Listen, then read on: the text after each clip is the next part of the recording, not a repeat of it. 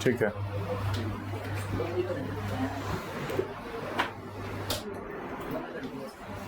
क्यों? ठीक है, वहाँ आ रही है हवा पीछे, ठीक है, चलो।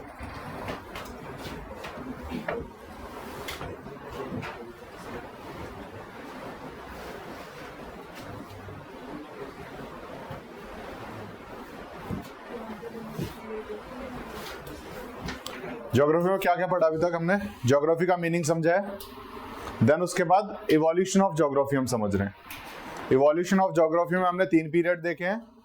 First 2 periods generally what, where and description से रिलेटेड है, और उसमें वाई वाला जो कॉन्सेप्ट है, यानी कि ज्योग्राफी को साइंटिफिक सब्जेक्ट बनाने के लिए जो एडवांसमेंट आई वो कौन से पीरियड में आई है? लास्ट पीरियड में, आफ्टर 1950s आई है। क्या क्या चेंजेस आए थे? हमने ऑब्जर्वेशन को चेंज करके मेजरमेंट में ले आए। पहले हम ऑब्जर्व करते थे, बाद में हमने मेजर करना शुरू किया था। हमने मेजर करने के लिए कौन से मेथड्स यूज किए थे? क्वांटिटेटिव टेक्निक्स थी, और क्वांटिटेटिव टेक्निक्स में क्या क्या था? स्टैटिस्टिकल टूल्स थे, मैथमेटिकल टूल्स थे, और डिटरमिनिस्टिक मॉडल्स थे। ठीक है, ये हमने उसको मेजरमेंट करने के लिए जो हमारे जितने भी इवेंट्स हो रहे हैं, प्रोसेस हो रहे हैं, उन सबको डिफाइन करने के लिए, उसको साइंटिफिकली स्टडी करने के लिए हमने क्वांटिटेटिव टेक्निक्स अपनाई। ये कुछ क्वांटिटेटिव टेक्निक्स थी जो हमने यूज की उसमें। ठीक है, और यहीं पर हमने हाइपोथेसिस टेस्टिंग शुरू कर दी थी, जिससे हमारा जो ज्योग्राफी है वो एडवांस होकर के अब क्वेश्चंस को क्यों का जवाब भी देने लग गया, कि व्हाई समथिंग इज हैपनिंग। वो क्यों वाला जवाब हमें मिलने लग गया। हम सिर्फ डिस्क्राइब नहीं कर रहे थे, वी वर एक्सप्लेनिंग कि ये क्यों हो रहा है। ठीक है, तो ये कहीं ना कहीं चेंज हमने 1950s के बाद देखा, और आज के टाइम पे उससे भी थोड़ा सा और एडवांस होके अब हम बहुत सारे एडवांस टूल्स यूज करते हैं हमारे ज्योग्राफिकल सिचुएशंस को, लोकेशंस को और प्रोसेसेस को एक्सप्लेन करने के लिए। हम आज के टाइम पे क्या क्या यूज कर रहे हैं? रिमोट सेंसिंग यूज कर रहे हैं, सैटेलाइट्स का यूज कर रहे हैं, कंप्यूटर्स का यूज कर रहे हैं। तो आज के टाइम पे और भी ज्यादा एडवांस हो गया है, हम चीजों को ज्यादा जल्दी स्टडी कर पा रहे हैं। पहले डाटा को इकट्ठा करके उसको स्टडी कर पाना बड़ा मुश्किल होता था, एक एक चीज को अलग अलग देखना पड़ता था। लेकिन आज हमारे पास वो टूल्स अवेलेबल हैं कि हम सारे डाटा को इकट्ठे करके उनसे यूजफुल रिजल्ट्स निकाल सकते हैं, उनको हम इजीली एक्सप्लेन कर सकते हैं, चाहे कितना भी बड़ा डाटा हो। उसके लिए हम बिग डाटा एनालिटिक्स पढ़ते हैं, है ना। चाहे कितना ही बड़ा डाटा हो, हम इजीली उसको स्टडी कर सकते हैं, इजीली उससे रिजल्ट्स निकाल सकते हैं, एक्सप्लेन कर सकते हैं क्या प्रोसेसेस चल रही हैं हमारे एनवायरनमेंट में।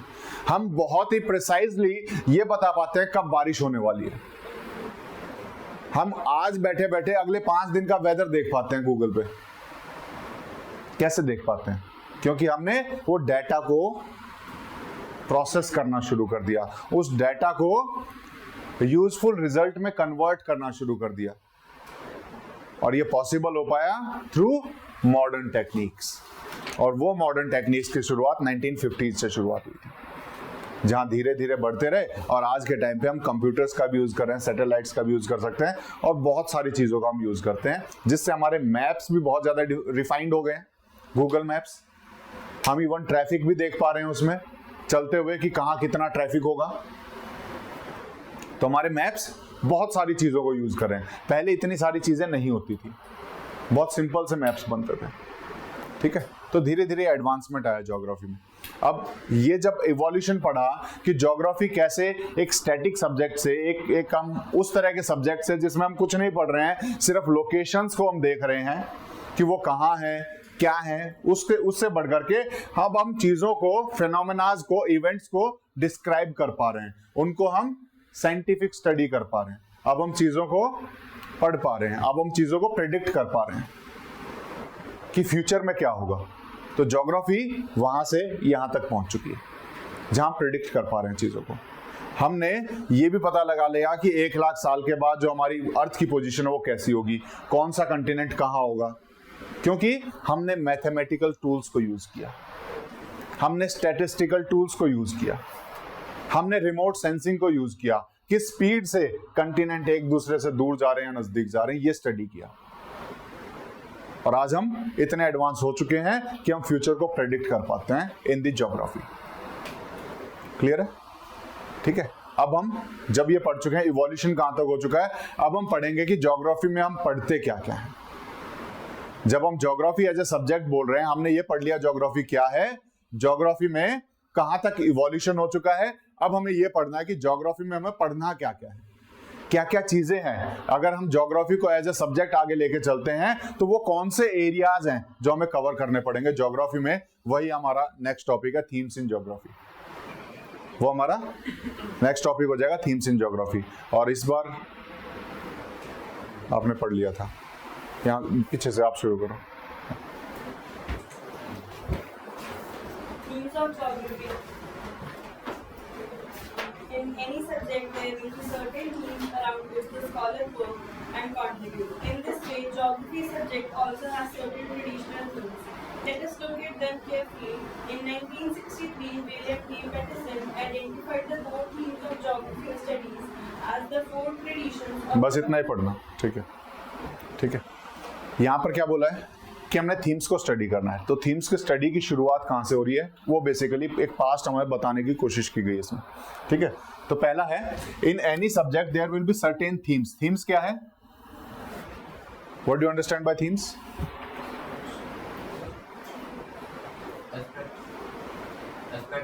एस्पेक्ट भी हम कह सकते हैं, एरिया ऑफ स्टडी भी कह सकते हैं, और क्या कह सकते हैं थीम्स को? थीम्स क्या है? हाँ, जिसके अराउंड हम स्टडी कर रहे हैं वो भी थीम होगी। ठीक है ना, वो थीम हो गया। हम इसको हम एक आइडिया भी कह सकते हैं, किस आइडिया के अराउंड है, तो आइडिया इज अ थीम। ठीक है ना, तो वो core idea is the theme. तो वो क्या आइडियाज हैं, वो क्या थिंकिंग है जिसके अराउंड हम पढ़ेंगे बेसिकली। ठीक है, तो वो हमें पढ़ना है।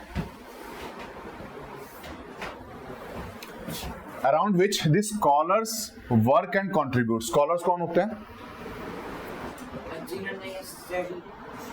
नहीं, हु आर स्कॉलर्स? स्कॉलर्स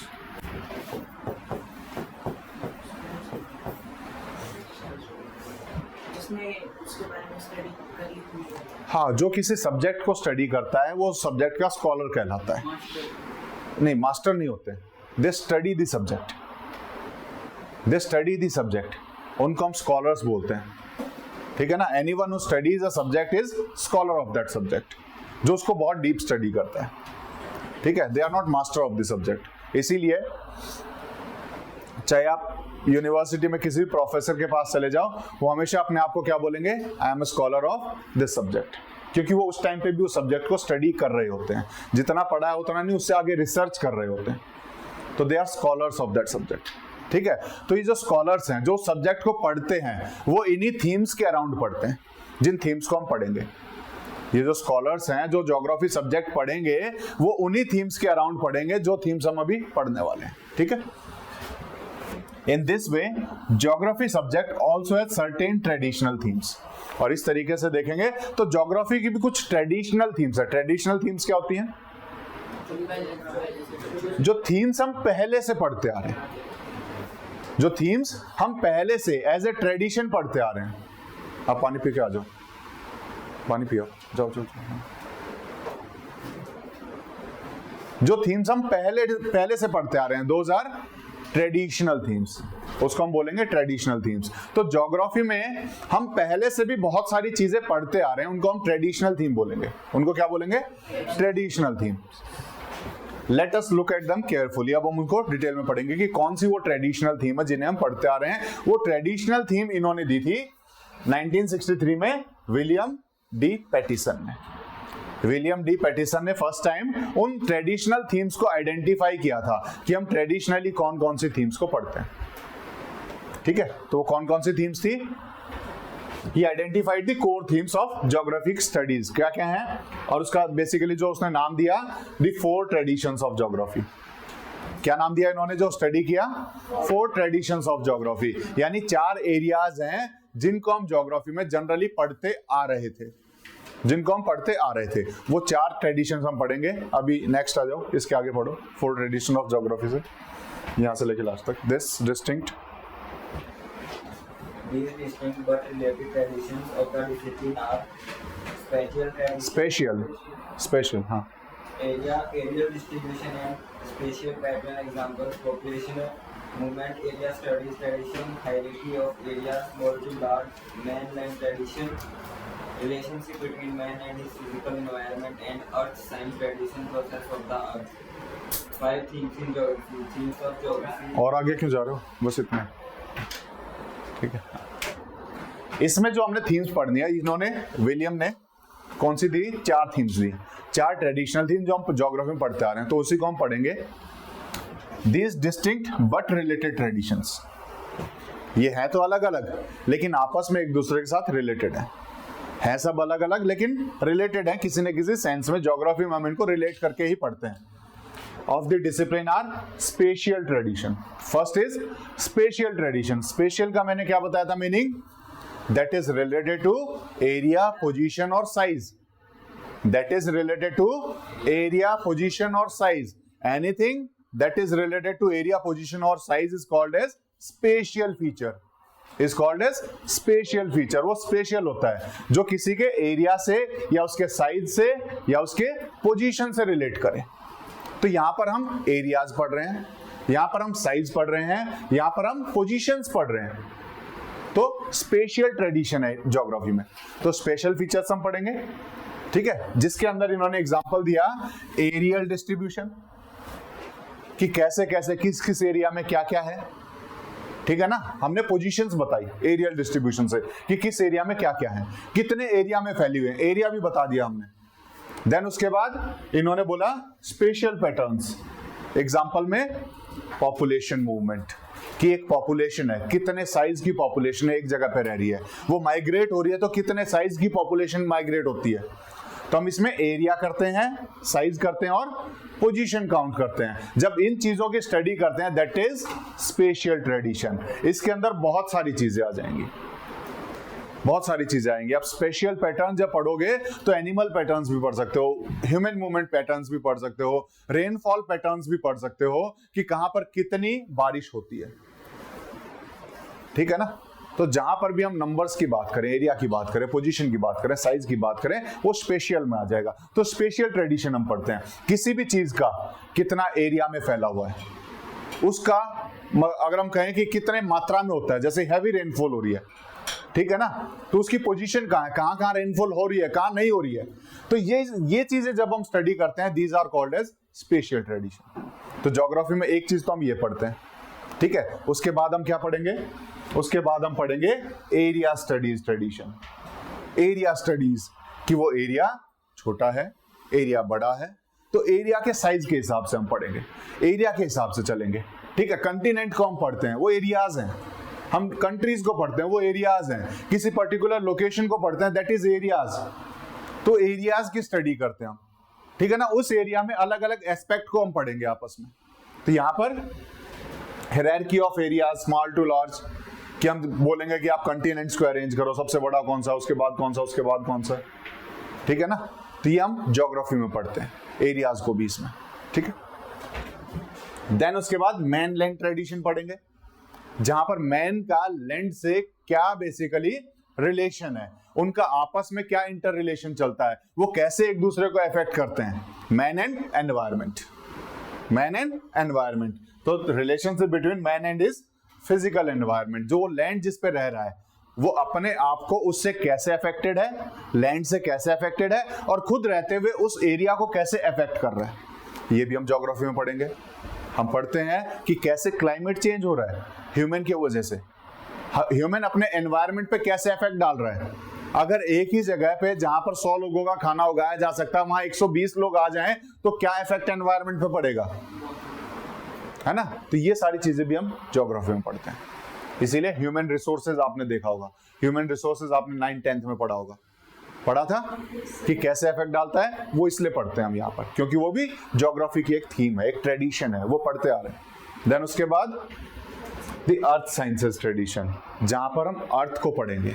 अर्थ के अंदर होने वाली प्रोसेसेस को पढ़ेंगे, अर्थ का बाकी बाहर के साथ क्या रिलेशन है स्पेस के साथ वो पढ़ेंगे। तो अर्थ और उसके आसपास होने वाली प्रोसेसेस को जब हम पढ़ते हैं वो अर्थ ट्रेडिशन में आएगा। तो इसमें हम बेसिकली 4 ट्रेडिशंस पढ़ रहे हैं। First spatial, second area related, third man and land relation, fourth earth. तो हमने सारे ही एस्पेक्ट कर लिए।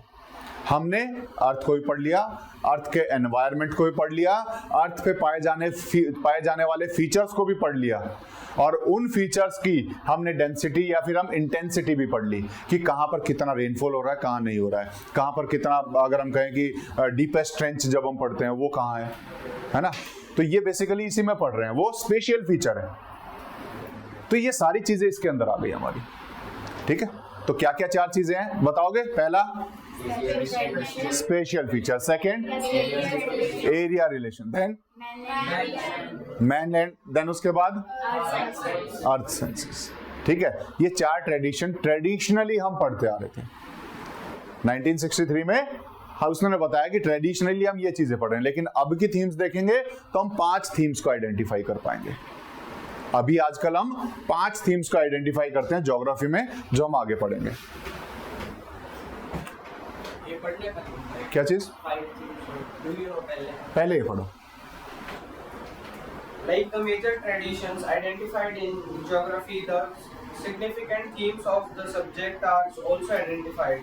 The Association of American Geographers put forward the 5 themes of geography, and it has been widely accepted by geographers worldwide. The themes are location, place, human environment, interaction, movement and regions. ठीक है। अब यहाँ पर जो हमने 4 traditions पढ़े थे उसी को और ज्यादा सिंप्लीफाई करने की कोशिश की गई है। 4 ट्रेडिशंस में बहुत सारा अगर हम कहें कि एक दूसरे में कॉम्प्लेक्सिटी ज्यादा थी समझने में, इसको और ज्यादा सिंप्लीफाई करके हम इन 5 थीम में पढ़ते हैं। ये 5 थीम ज्योग्राफर्स ने एक्सेप्ट की थी।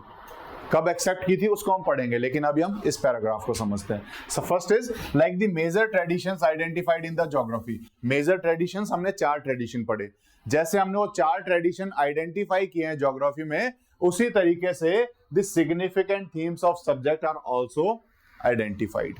वो ट्रेडिशंस हो गए, लेकिन आज के टाइम पे जो हम पढ़ रहे हैं वो थीम्स अलग अलग, ठीक है ना। वो तो पहले से पढ़ते आ रहे थे, दीज आर ट्रेडिशन, वो ट्रेडिशनल थीम्स थी, ठीक है ना। जैसे वो ट्रेडिशंस हमने पढ़े ज्योग्राफी में, हम क्या क्या करते हैं उसी तरीके से we have identified the themes कि हमें ज्योग्राफी में पढ़ना क्या क्या है, ठीक है। The association of American geographer, ये हर सब्जेक्ट की एसोसिएशन आपको कहीं ना कहीं मिल जाएगी। तो इस ज्योग्राफर की जो एसोसिएशन है अमेरिका में, तो उसका नाम है basically association of American geographer. उन्होंने क्या किया? They put forward the 5 themes of geography. वो ये 5 थीम्स को लेकर के आए सबके आगे, ठीक है ना। उन्होंने बताया कि हम ज्योग्राफी में 5 थीम्स को पढ़ते हैं, ठीक है। क्या चीज? फिर सब जो जियोग्राफी से हाँ, बेसिकली हर एक सब्जेक्ट का ऐसे ग्रुपिंग मिलेगी आपको। कहीं पे भी आप जाओगे आपको पब्लिक एड में मिलेगी, पॉलिटिकल साइंस में मिलेगी, आपको हिस्ट्री में भी मिलेगी, आपको ज्योग्राफी में मिलेगी। एक ग्रुपिंग होगी जिसको वाइडली एक्सेप्ट किया जाता है कि जितने भी स्कॉलर्स हैं, जो उस टाइम के जाने माने स्कॉलर होंगे, वो जब भी ये मीटिंग करेंगे उस मीटिंग में जाते हैं और फिर डिफाइन करते हैं अपने एरिया को कि हम इस सब्जेक्ट में आगे क्या क्या पढ़ेंगे, हम इस सब्जेक्ट को और ज्यादा वाइड करना चाहिए कि नहीं करना चाहिए, कोई भी नई चीज प्रोड्यूस हो रही है वो हमारे सब्जेक्ट से रिलेटेड है या नहीं है। तो इन क्वेश्चंस को वो वहां पुट अप करते हैं और आपस में उसको डिस्कस करके एक फाइनल कंक्लूजन पे पहुंचते हैं। तो ऐसे ही जब ये यहाँ पर पहुंचे होंगे तो इन्होंने थीम्स आइडेंटिफाई की होंगी कि हमें ज्योग्राफी में पढ़ना क्या क्या है एक्चुअली। जब अगर कोई स्कॉलर जाए वो किस किस एस्पेक्ट को ज्योग्राफी में पढ़े, तो उन्होंने इन थीम्स को आइडेंटिफाई किया। टोटल 5 थीम ये आइडेंटिफाई करके आए और ये एसोसिएशन ने उन 5 थीम्स को आइडेंटिफाई करके हमारे सामने लेके आए और यही उसके बारे में लिखा हुआ। अब इसको पढ़ो, फिर उसके बाद उसके आगे पढ़ेंगे। अब इसको Themes of geography are educational tools for understanding the geography subject in detail. It was adopted in the year 1984 by the Association of American Geographers, and these 5 themes were published in the National Council of Geography Education Association of American Geographers. Publication guidelines for geographic education. ठीक है, तो ये basically अब उस 5 themes के बारे में, वो 5 थीम्स आई कैसे, ठीक है, तो ये उसी के बारे में दिया हो। तो first is the themes of geography are educational tool for understanding the geography subject in detail. ये जो थीम्स हैं ये वो टूल्स हैं जो हमें ज्योग्राफी को बहुत डिटेल में समझने में मदद करते हैं। जैसे किसी एरिया में गए तो वहां पर अगर हमें ज्योग्राफी समझती है, उस एरिया की ज्योग्राफी समझनी है, तो हमें इन 5 एस्पेक्ट से उसको स्टडी करना पड़ेगा। हमें उन 5 थीम के आधार पर उसको स्टडी करना पड़ेगा। वो 5 थीम्स आर लैंड, कहां गया, location, place, human environment interaction, movement and region. जब भी हम जाएंगे किसी भी जगह पे, अगर हम ज्योग्राफिकल स्टडी करेंगे, सबसे पहले हम उसकी लोकेशन देखेंगे, हम प्लेस देखेंगे, वहां पे ह्यूमन एनवायरनमेंट का इंटरेक्शन स्टडी करेंगे, वहां पर हम मूवमेंट देखेंगे कि कोई एनिमल मूवमेंट है या ह्यूमन माइग्रेशन हो रहा है कि नहीं हो रहा है। देन उसके बाद रीजन्स देखेंगे कि वो किस रीजन में आ रहा है। और जब इस सभी थीम्स को हम स्टडी करेंगे तब हम कहेंगे कि हमने ज्योग्राफिकल स्टडी को डिटेल में वहां पर स्टडी किया। तो दे कम एज ए टूल टू ज्योग्राफर्स, कि वो एजुकेशनल टूल के रूप में ज्योग्राफर्स के पास आते हैं कि अगर हम कहीं जाएं हमें पढ़ना क्या क्या है, उस जगह पे स्टडी क्या क्या करनी है। क्या हमें सिर्फ लोकेशन देख के आनी है या हमें और भी चीजें वहां आसपास देखनी है। तो ये वो थीम्स हैं जो ज्योग्राफर्स स्टडी करते हैं किसी भी जगह पे जा करके, समझ में है। तो इन थीम्स को स्टडी करना है जो इन्होंने यहां पर दी। It was adopted in 1984 by that association जो हमने पढ़ी थी, Association of American Geographers, and these 5 themes were published in the National Council for Geographic Education और Association of American Geographers publication guidelines, जो इनकी खुद की पब्लिकेशन होती है। हर एसोसिएशन की अपनी एक पब्लिकेशन है, तो इन्होंने उसको आइडेंटिफाई करके, उसको एक्सेप्ट करके अपनी पब्लिकेशन में छपवाया कि जब भी हमें ज्योग्राफी पढ़नी हो तो they will become handy if you want to study geography. तो ये थीम्स आप वहां पर जाकर स्टडी करेंगे। तो इन थीम्स को आइडेंटिफाई किया गया। तो हम कितने थीम्स पढ़ते हैं? 5 थीम्स जनरली, ठीक है। तो ये 5 थीम्स को आइडेंटिफाई किया गया टू स्टडी ज्योग्राफी, ठीक है। तो these are, it has been widely accepted by the geographers worldwide, और ये ज्योग्राफर्स के द्वारा वर्ल्ड वाइड एक्सेप्टेड है। वाइडली मतलब टू अ ग्रेट एक्सटेंट, कि ज्यादातर सभी लोगों जो भी ज्योग्राफर्स हैं वो इसको एक्सेप्ट करते हैं कि हाँ, जब भी हम ज्योग्राफी पढ़ेंगे तो हम इन थीम्स के अराउंड पढ़ेंगे। क्लियर है? ठीक है। तो वो थीम्स क्या क्या है? सबसे पहले लोकेशन है, प्लेस है, ह्यूमन एनवायरनमेंट इंटरेक्शन है, मूवमेंट है एंड रीजंस है।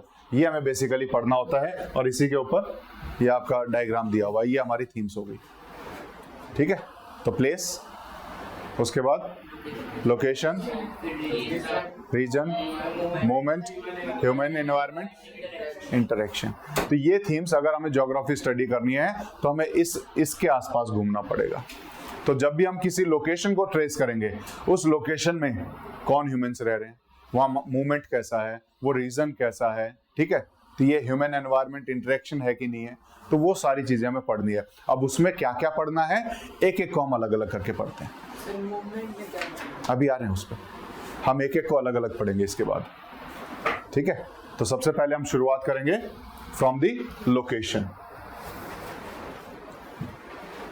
लोकेशन सबसे पहले हम पढ़ेंगे, ठीक है। तो पढ़ो। Every point on the earth has a location. The location can be described in 2 different ways. Absolute location is a location as described by its latitude and longitude on the earth. For example, the coordinates of Chennai Central Railway Station, Rachi Thaliwar Dr. M.G.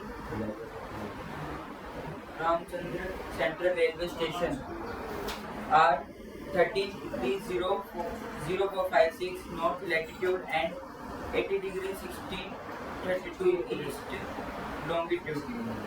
ठीक है, बैठ जाओ। Longitude और latitude हमने पढ़े अभी तक? नहीं पढ़े हैं। वैसे बस जनरल आइडिया दिया था मैंने, वैसे पढ़े नहीं है डिटेल में, उनको हमने अभी समझा नहीं कि कैसे हम उसको आइडेंटिफाई करते हैं। अगर किसी के आगे एन लिखा है तो उसका मतलब क्या है, वो लॉन्गिट्यूड है कि लैटिट्यूड है। अगर किसी के आगे ई लिखा है तो वो लॉन्गिट्यूड है कि लैटिट्यूड है, हमने समझा नहीं है। अभी जो हम यहाँ पे वर्ड्स देख रहे हैं, हम इसको देख के नहीं पता लगा पा रहे कि लॉन्गिट्यूड है कि लैटिट्यूड है, ठीक है ना। तो ये बेसिकली हम पढ़ेंगे, अभी लॉन्गिट्यूड और लैटिट्यूड पे पहुंचेंगे, ठीक है। अभी हम इसको बस जनरल अंडरस्टैंडिंग के हिसाब से समझ लेते हैं ये है क्या चीज, ठीक है। तो फर्स्ट इज लोकेशन। लोकेशन को हम दो एस्पेक्ट में पढ़ेंगे, first is absolute location, second will be relative location, जो अभी हमने पढ़ानी है, अभी पढ़ेंगे उसके बाद। तो एब्सोल्यूट लोकेशन क्या है और रिलेटिव लोकेशन क्या है उसको हम समझते हैं। पहले, every point on the earth has a location and the location can be described in two different ways. कोई भी अर्थ पे पॉइंट है, जैसे हम यहां पर खड़े हैं, रोहतक में खड़े हैं, दिस इज अ लोकेशन। इसको हम दो तरीके से डिफाइन कर सकते हैं, ठीक है ना। वो दोनों तरीके क्या है? First is absolute. एब्सोल्यूट मतलब प्रिसाइज लोकेशन। एब्सोल्यूट का मतलब क्या होता है? That has certainty, that has no doubts, जिसमें कोई डाउट ना हो, जो सर्टेन हो, दैट इज एब्सोल्यूट। तो absolute location is precise location, ठीक है ना। किसी भी चीज की प्रिसाइज लोकेशन, जैसे क्लास में मैं बोलूं राजदीप की लोकेशन क्या है? He is sitting on the second bench on the right side, second bench right side, इसकी एग्जैक्ट लोकेशन होगी, एब्सोल्यूट लोकेशन होगी। तो उस हिसाब से जब किसी भी चीज की एब्सोल्यूट लोकेशन, प्रिसाइज लोकेशन बताई जाए, तो एक तो वो बता सकते हैं। दूसरा तरीका क्या हो सकता है वो हम इसके बाद पढ़ेंगे, पहले इसको पढ़ लेते हैं। Absolute location is a location as described by the latitude and longitude on the earth. Earth पे किसी का भी एड्रेस बताना हो तो we use longitude and latitudes. ये हमने फर्स्ट क्लास में एक इंट्रोडक्टरी उसमें पढ़ा था बेसिकली। जैसे अर्थ तो गोल है, मैं अभी इसको स्क्वायर मान लेता हूं, ठीक है। स्क्वायर में हमें किसी भी चीज का एड्रेस बताना है, इस पॉइंट का एड्रेस बताना है। अगर मैं कहूं इस बॉक्स में बताओ ये पॉइंट कहां पर है, वी कैन नॉट टेल, हम नहीं बता पाएंगे। इसके लिए हमें कुछ रेफरेंस पॉइंट्स चाहिए। वो रेफरेंस पॉइंट्स हमारे पास एब्सेंट हैं अभी, तो रेफरेंस पॉइंट हमें क्रिएट करने पड़ेंगे। वो क्रिएट हम कैसे करेंगे? हम यहां पर कुछ इमेजिनरी लाइंस ड्रॉ कर देते हैं। हाँ, ये हमने कुछ इमेजिनरी लाइंस ड्रॉ कर दी। अब इनकी नेमिंग कर देते हैं। इसको मैंने 1 रख दिया, 2 रख दिया, 3 रख दिया, 4,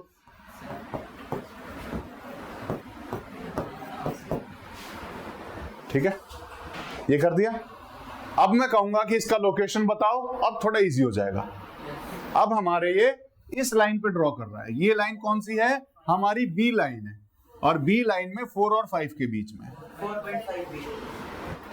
4 और 5 के बीच में, B4 और B5 के बीच में एग्जिस्ट करता है। हम इसका लोकेशन बता सकते हैं। अर्थ पे भी इस तरीके से कोई लाइन नहीं है, अर्थ पे भी कोई लाइन है नहीं, लेकिन हमने हमारी सहूलियत के लिए, हमारे इजीनेस के लिए, we have drawn imaginary lines. कौन सी? Imaginary lines. वो इमेजिनरी है, वो एग्जिस्ट नहीं करती हैं अर्थ पे, लेकिन हमने उनको ड्रॉ किया हुआ है इमेजिनरी, ठीक है। उनको हम लॉन्गिट्यूड और लैटिट्यूड्स के नाम से जानते हैं। वो जो इमेजिनरी लाइंस हैं, those are longitudes and latitudes. और जैसे हमने इस पॉइंट की पोजीशन बताई, वैसे ही उन लॉन्गिट्यूड और लैटिट्यूड को यूज करके हम अर्थ पे किसी भी पॉइंट की पोजीशन बता सकते हैं, ठीक है। इसको प्रिसाइज करना है और प्रिसाइज कर देंगे हम। इसके अंदर 4.1, 4.2, 4.3, 4.5 इस तरह की लाइनें खींच देंगे, तब हम एग्जैक्टली बताएंगे ये पॉइंट कौन सा है। इसी तरीके से जो लैंगिट्यूड और लैटिट्यूड्स है, वो बहुत ही प्रिसाइजली हर एक उसमें आप खींच सकते हो। वो डिग्रीज में, वो किस में है? डिग्रीज में। कैसे डिग्रीज नापी जाती हैं वो भी समझाऊंगा जब हम उस पर पहुंचेंगे, ठीक है। अभी समझ में आया? तो this is the absolute location, precise location. एक तो ज्योग्राफी में लोकेशन की बात करते हैं, तो वो लोकेशन कैसे आइडेंटिफाई करते हैं? ऐसे करते हैं। लोकेशन आइडेंटिफाई करने के दो तरीके हैं। फर्स्ट इज एब्सोल्यूट, जब प्रिसाइज लोकेशन बताते हैं। सेकंड इज रिलेटिव, जिसके ऊपर अभी हम आएंगे। तो इन्होंने एब्सोल्यूट की बात की गई है। एब्सोल्यूट हम लॉन्गिट्यूड और लैटिट्यूड को यूज करके बताते हैं। For example coordinates. कोऑर्डिनेट्स क्या है? कोऑर्डिनेट क्या होता है? एक्स और वाई एक्सिस पे जो लोकेशन होगी, जो पॉइंट होगी, उस पे एक्स की वैल्यू क्या है, वाई की वैल्यू क्या है, दैट इज कोऑर्डिनेट। जैसे हम ग्राफ बनाते थे 10th में, this is X axis, this is Y axis. इसका एक्स पे क्या वैल्यू और वाई पे क्या वैल्यू है, these are coordinates, these are coordinates. ऐसे ही अर्थ पे किसी भी पॉइंट की लॉन्गिट्यूड की क्या वैल्यू है और लैटिट्यूड की क्या वैल्यू है, उसको हम अर्थ के कोऑर्डिनेट्स बोलेंगे, उसको हम अर्थ के कोऑर्डिनेट्स बोलेंगे। तो अर्थ में किसी भी पोजीशन को बताया जा सकता है थ्रू लॉन्गिट्यूड एंड लैटिट्यूड्स। ये कोऑर्डिनेट क्या है, वहां पर वो पोजीशन कौन सी है, कौन से एंगल पे लैटिट्यूड और कौन से एंगल पे लॉन्गिट्यूड है वो पोजीशन बता दो तो हम एग्जैक्ट लोकेशन बता सकते हैं किसी भी की। जो हम जीपीएस यूज करते हैं, वो जीपीएस इस कोऑर्डिनेट्स का यूज करता है। वो जीपीएस किसी भी की लोकेशन बताने के लिए इस कोऑर्डिनेट्स का यूज करता है। जो एयरक्राफ्ट जाता है किसी भी डायरेक्शन में वो कोऑर्डिनेट्स मेजर करता है। उसको जमीन नहीं दिखाई देती ऊपर से, लेकिन वो कोऑर्डिनेट्स के बेसिस पे बता सकता है हम अर्थ पे अभी किस लोकेशन के ऊपर हैं। तो उस पे कोऑर्डिनेट्स आते हैं, तो उनके पास जीपीएस मशीन होती है, उस पे कोऑर्डिनेट्स दिखाए जाते हैं। तो कोऑर्डिनेट्स के आधार पर वो देखता है कि हम किस पोजीशन पे पहुंचे हुए हैं। उनका मैप भी थोड़ा सा अलग होता है हमसे। उस मैप पे कोऑर्डिनेट्स लिखे होते हैं कि हम यहां पर हैं तो इसके कोऑर्डिनेट क्या है, इस मैप पे यहां के कोऑर्डिनेट्स क्या है। ठीक है, तो एब्सोल्यूट लोकेशन पता लगाने के लिए है। जैसे हाँ कुछ कोऑर्डिनेट्स तो जैसे एग्जांपल दिया हुआ है, इससे भी बड़े होते हैं। हाँ हो सकते हैं, लेकिन इससे बड़े कहाँ जाएंगे। और वो जैसे कुछ इससे भी 2 डिजिट होगा। ना इतना नहीं जाएगा, इसी से बहुत हो जाता है, काफी हो जाएगा। ठीक है ना, इसी से काफी हो जाएगा। जैसे इन्होंने अभी चेन्नई के सेंट्रल रेलवे स्टेशन की एक लोकेशन दी हुई है, ये उसी का नाम है, सेंट्रल रेलवे स्टेशन का ही नाम है।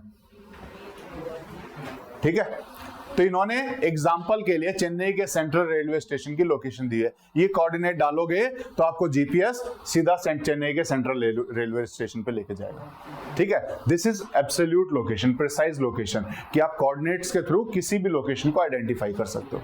तो ज्योग्राफी में एक तो हम लोकेशन को प्रिसाइजली देखते हैं, दूसरी लोकेशन देखने का तरीका इज रिलेटिव। तो रिलेटिव को पढ़ो। नहीं आपने पढ़ लिया ना? हाँ,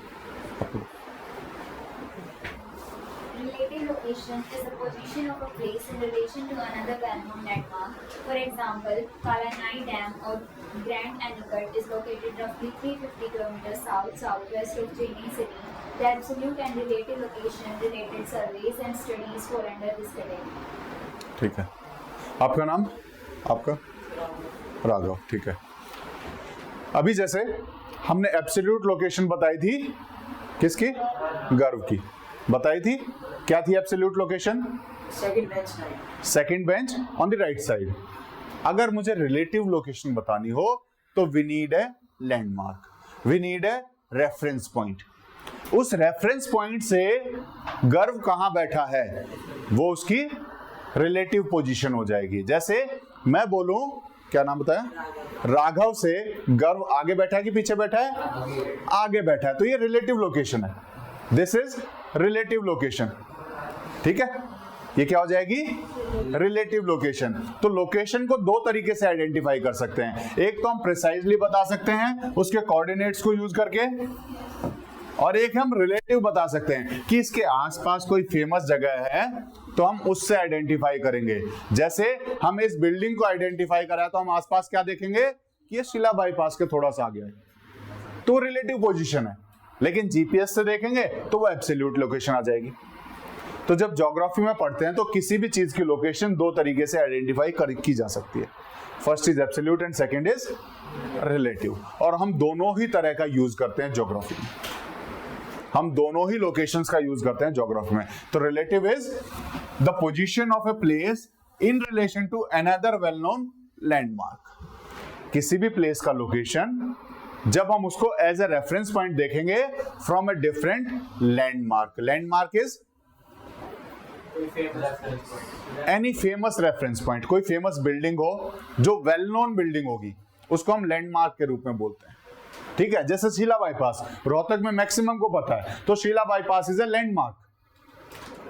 ठीक है ना, कोई भी famous place is a landmark. तो वो लैंडमार्क से रेफरेंस पॉइंट जब हम लेंगे दैट इज रिलेटिव पोजीशन।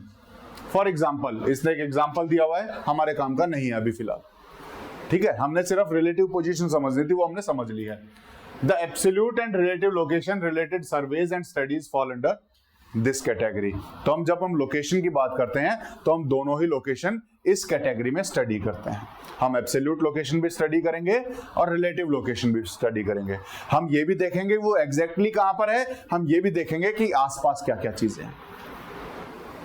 ठीक है, क्लियर है? ये दो चीजें हमें देखनी होती हैं इसमें जब हम ज्योग्राफी की बात करते हैं। तो ये आपकी जो एक्टिविटी है, कर पाओगे इसको? करोगे? तो first is how to identify the absolute location of your district. कैसे करोगे? GPS coordinates. तो मोबाइल का थोड़ा अच्छा यूज भी करो अब, ठीक है ना? तो शीला बाईपास के कोऑर्डिनेट्स आपको लिख के लाना, ठीक है ना? You will have to write the coordinates, absolute location of Sheela bypass. ठीक है, first is Sheela bypass. Second, find the important towns within the radius of 100 kilometre from your residence और school along with their direction. तो रोहतक और उसके आसपास 100 kilometre में famous places कौन सी हैं, ये आइडेंटिफाई करके लाओगे. कोई भी हो, 100 किलोमीटर में जो भी आ रही हो, आपको लगता है फेमस है, तो वो आइडेंटिफाई करनी है आप. दिल्ली तो है ही, और क्या क्या है, ठीक है ना? वो लिखना आपको. देखना जीपीएस में 100 किलोमीटर के रेडियस में क्या क्या आ रहा है, ठीक है. Next, find how the name of your village और टाउन केम इनटू एग्जिस्टेंस. आपके गांव का नाम या आपके शहर का नाम क्या पहले से ही ऐसा है या पहले कुछ और था, तो वो कैसे एग्जिस्टेंस में आया, ये भी आप स्टडी करेंगे एक बार, ठीक है. Next is find the total population of your town और village as per 2011 census. Census क्या होता है? जनगणना जिसे हम बोलते हैं, जिसमें पॉपुलेशन की काउंटिंग की जाती है, और ये हर 10 साल में होती है. ये हर 10 साल में होती है. 2021 वाली अभी तक हुई नहीं है, कोरोना आ गया, ठीक है. लेटेस्ट जो डाटा हमारे पास अवेलेबल हैं वो 2011 के सेंसस के हैं. तो 2011 के सेंसस में जब सर्च करोगे रोहतक की पॉपुलेशन, तो अपने आप दिखाएगा. आपको राइट डाउन करनी है कि आपके डिस्ट्रिक्ट की या विलेज की तो उसमें मिल जाए तो अच्छा है, नहीं मिले तो आप डिस्ट्रिक्ट की पॉपुलेशन यहाँ पर लिखेंगे. तो सर ये कैसे पता चला कि इंडिया ने क्रॉस कर लिया है? किसको? ग्रोथ रेट को देख के नहीं, वो यूएन पॉपुलेशन ने दिया है डाटा, वो यूएन पॉपुलेशन ने डाटा दिया, ठीक है. Find the altitude of your village from mean sea level. Mean sea level से एल्टीट्यूड कितने एल्टीट्यूड पे है, ये भी आपको गूगल बता देगा. ये होता क्या है, इसको भी हम डिफाइन करेंगे जब हम सी लेवल पे जाएंगे, कि कैसे हम मीन सी लेवल लेते हैं, मीन लैंड लेवल क्यों नहीं लेते हैं, ठीक है. ये भी हम डिफाइन करने की कोशिश करेंगे कि हमने मीन सी लेवल ही क्यों लिया, मीन लैंड लेवल क्यों नहीं लेते, ठीक है. तो ये भी हम इसका आंसर ढूंढेंगे जब हम यहां पर पहुंचेंगे. तो मीन सी लेवल से अभी आपकी किस हाइट पे हो, रोहतक किस हाइट पे एग्जिस्ट करता है, ये आपको बताना, किस एल्टीट्यूड पे एग्जिस्ट करता है. तो ये क्वेश्चंस होमवर्क करोगे, ठीक है. थोड़ा सा ज्योग्राफिकल सर्च करो, थोड़ा ज्योग्राफी के स्कॉलर बनो, ठीक है. चलो, next theme is place. Place क्या होती है? जगह. पढ़ो. नेक्स्ट कौन है? हाँ पढ़ो. A place is an area that is defined by everything in it. All places have features that give them personality to distinguish them from other places. A number of places names in Tamil Nadu like St. Thomas Mount, Fort St. George, and Georgetown are examples to this theme. ठीक है. तो place क्या है?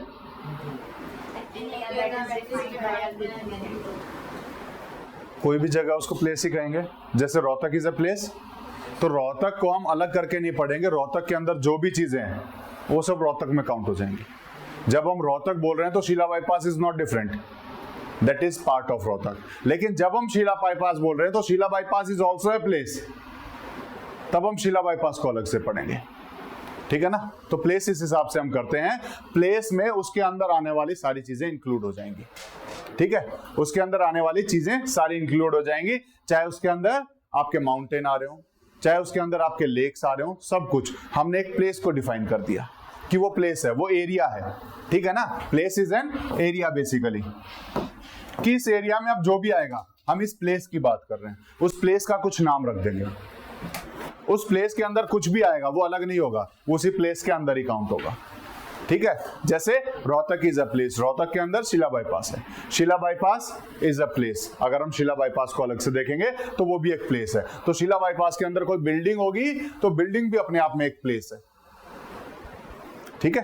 तो यहां पर it is an area, place is an area that is defined by everything in it.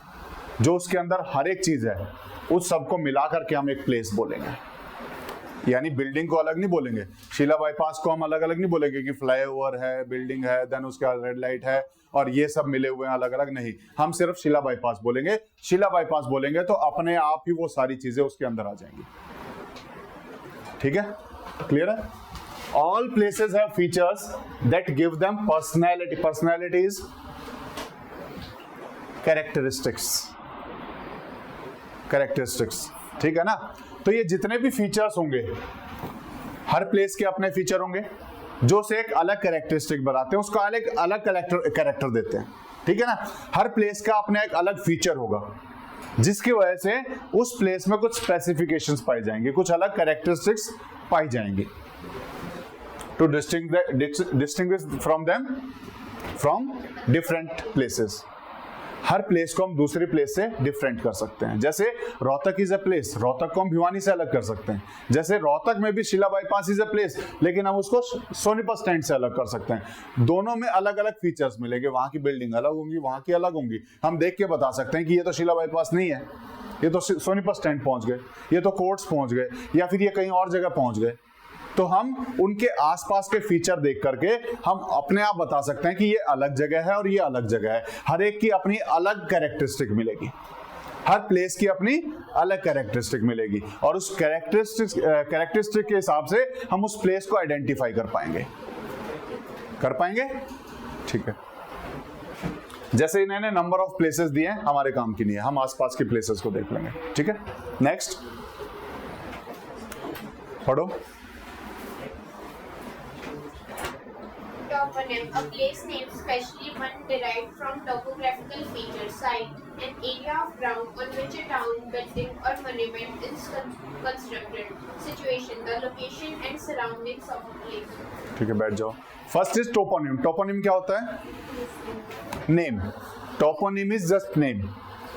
किसी भी टोपोग्राफी का नाम क्या है, किसी भी जगह का नाम क्या है, उसको हम क्या बोलेंगे? टोपोनिम। जैसे रोहतक हमने नाम बोल दिया तो रोहतक इज ए टोपोनिम। रोहतक क्या है? टोपोनिम है। देन उसके बाद हरियाणा हमने बोल दिया, हरियाणा क्या है? टोपोनिम है। हमने इंडिया बोल दिया, इंडिया इज ए टोपोनिम। तो किसी भी जगह का जो नाम होगा उसे हम टोपोनिम के नाम से जानेंगे। ठीक है ना? इसमें टोपोग्राफी क्या होती है? Characteristics of a place is the topography of that place. Features of that place is topography of that place. अभी थोड़ी देर पहले हमने पढ़ा था कि हर प्लेस की अपने अलग अलग फीचर्स होंगे, उसके आधार पर हम हर प्लेस को अलग अलग आइडेंटिफाई कर पाएंगे। तो उसी आइडेंटिफिकेशन के आधार पर उसका नाम हमने जो रखा हुआ है उसी नाम से बोलते रहेंगे।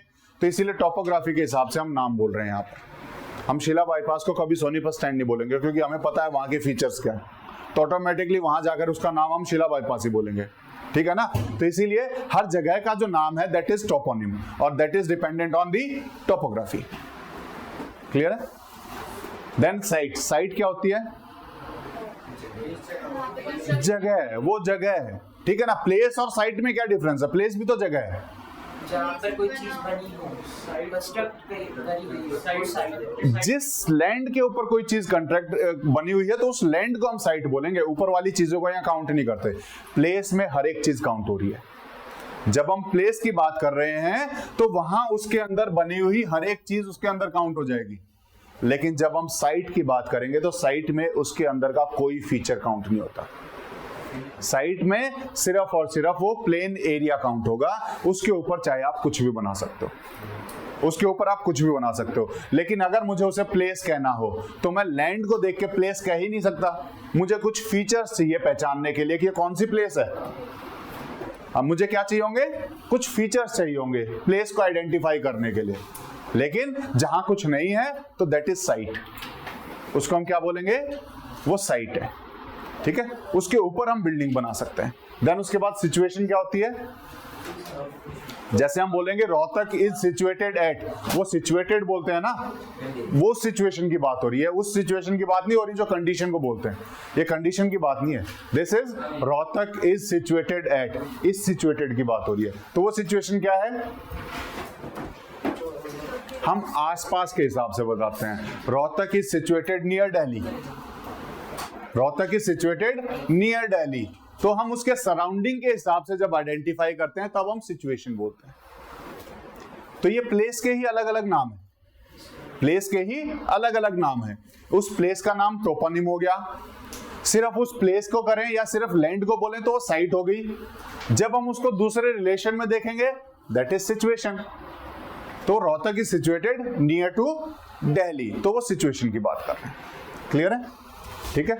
इसके बाद 3 थीम्स और बच गई, वो हम करेंगे। होमवर्क लिख लिया? मंडे को कॉपी जमा करा देना।